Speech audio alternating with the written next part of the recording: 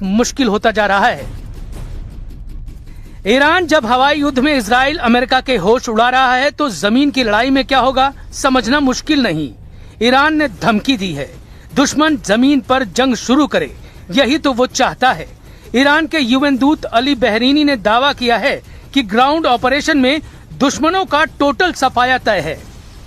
Ready for any scenario, including any kind of ground operation.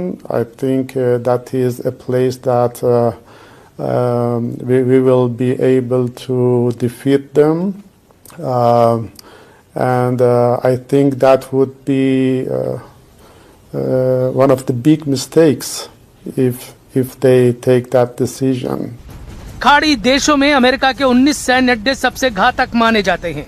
इनमें से 13 को Iran धुआं कर चुका है, जिससे अब ग्राउंड ऑपरेशन में ईरान की 6 लाख सैनिकों से टकराने के लिए अमेरिका इजराइल को पूरा जोर लगाना पड़ सकता है, क्योंकि खाड़ी देशों के अमेरिकी सैन्य अड्डों पर हथियारों का भी संकट बढ़ता जा रहा है।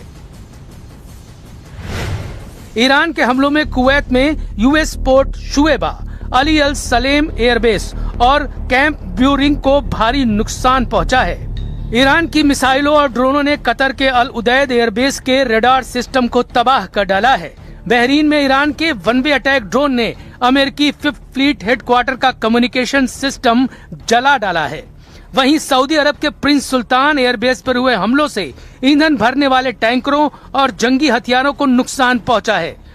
इधर संयुक्त अरब अमीरात के अल दफारा एयरबेस और अल रुवैस सैन्य ठिकानों की रडार साइटों और बिल्डिंगों को ईरान उड़ा चुका है। अमेरिका को ईरान में सबसे ज्यादा नुकसान ऐन अल असद और इरबिल एयरबेस पे झेलना पड़ा है। इसके साथ जॉर्डन में मुवफ्फाक अल साल्ती एयरबेस पर भी ईरान की बैलिस्टिक मिसाइलें गिरी हैं, लेकिन नुकसान की जानकारी अमेरिका ने जारी नहीं की है। 13 सैन्य अड्डों पर ट्रंप को अब तक $800 मिलियन के नुकसान का अनुमान लगाया गया है। इतना ही नहीं, युद्ध भड़कने से पहले अमेरिकी बेस पर 40,000 से ज्यादा सैनिकों की तैनाती थी, लेकिन ज्यादातर सैनिकों को शिफ्ट कर दिया गया है। युद्ध में जान का लाखों लाख डॉलर के नुकसान ने ट्रंप को ईरान के एनर्जी सेंटर पर हमलों की डेडलाइन बढ़ाने पर मजबूर किया। उन्हें उम्मीद है कि इसके बदले ईरान हॉर्मुज स्ट्रेट को खोल सकता है। Who wouldn't negotiate? They are begging to make a deal. We'll see if we can make the right deal. And if they make the right deal, then the strait will open up. Hormuz Strait will open up. Trump की उम्मीदों पर Iran बारूद बरसाने का बंदोबस्त कर रहा है।